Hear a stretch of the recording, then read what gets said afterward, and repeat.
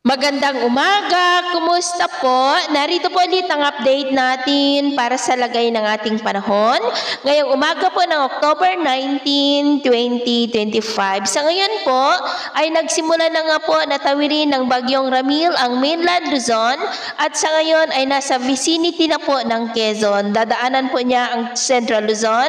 at sa susunod na sandali ay nasa bahagi na po ng Rizal at posibleng daanan rin ang Bulacan. Lalapit lalo dyan sa may Metro Manila at posible rin na dadaan ang sentro nito dyan sa may Pampanga at mamayang hapon posible po na mag-e-exit dyan sa may Zambales tutungo na po sa may West Philippine Sea. Kahit na hindi po ganoon kalakas ang Bagyong Ramil ay napakalawak po ang sakop nito at gaya ng inyong nakikita ay apektado po nito ang halos buong Luzon maging po dyan sa ilang bahagi ng Visayas lalo na po sa western part at marami rin po itong ulan na dala-dala na nagsimula na nga po na magdulot ng mga pagbaha kahapon pa. Ngunit ang Bagyong Ramil ay bahagya po na humina at taglay na ngayon ang lakas ng hangin na umaabot po sa 65 kilometers per hour at bugso na 90 kilometers per hour na mabilis pa rin ang pagkilos pa west northwestward sa bilis po na 25 kilometers per hour. At sa ngayon po, dahil kay Bagyong Ramil ay nakataas ang Tropical Cyclone Wind Signal number 2 sa southeastern portion ng Quirino, sa may Nagtipunan, Madela, Aglipay, maging sa central and southern portions ng Nueva Vizcaya, sa may Alfonso Castañeda, Tupac del Sur, Tupac del Norte, Bambang, Aritao, Cayapa, Santa Fe, Kasibu, maging sa central and southern portions ng Benguet, sa may Itogon, Bocod, Atok, Kapangan, Tublay, La Trinidad, Baguio City, Tuba, Sablan, maging po sa central and southern portions ng La Union sa may Rosario, Pugo, Tubao, Santo Tomas, Agoo, Aringay, Caba, Nagilian, Burgos, Bagulin,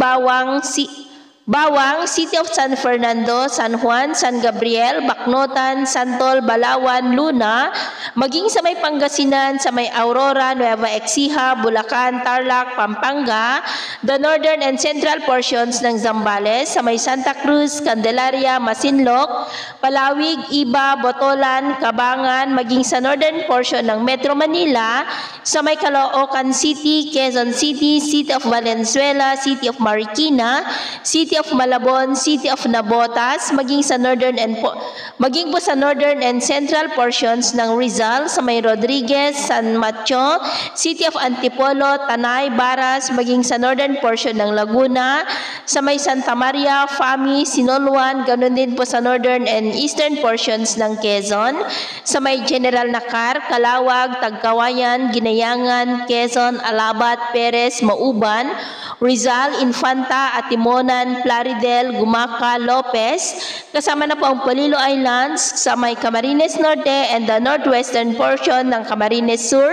sa may Del Gallego, Ragay, Lupi at Sipocot. Signal number 1 naman sa may Cagayan, kasama na po ang Babuyan Islands, Isabela, the rest of Quirino, nalalabing bahagi ng Nueva Vizcaya, Apayao, Abra, Kalinga, Mountain Province, Ifugao, the rest of Benguet, Ilocos Norte, Ilocos Sur,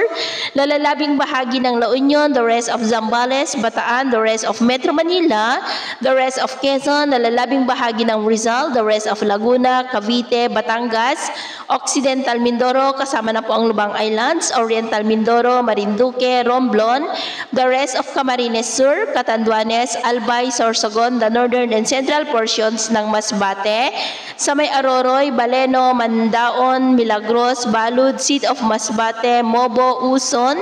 Dimasalang, Palanas, Kawayan, kasama na po ang Ticao at Burias Islands, maging po sa Northern Samar, the northern portion ng Eastern Samar, sa may Hipapad, San Policarpo, Oras, Arteche, Maslog, ganoon din sa northern portion ng Samar, sa may Matuginaw, Calbayog City, Gandara, Santa Margarita, Pagsanhan, Tagapulan, Almagro, Santo Niño at San Jose de Buwan. Sa mga nabanggit po na lugar,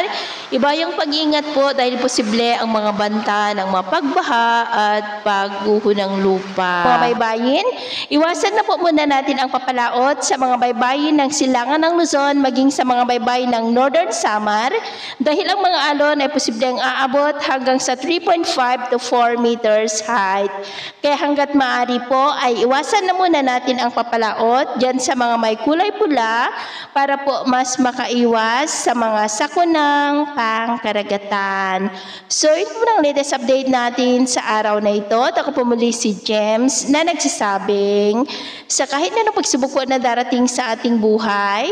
huwag na huwag po tayong mawawalan ng pag-asa. Thank you and God bless!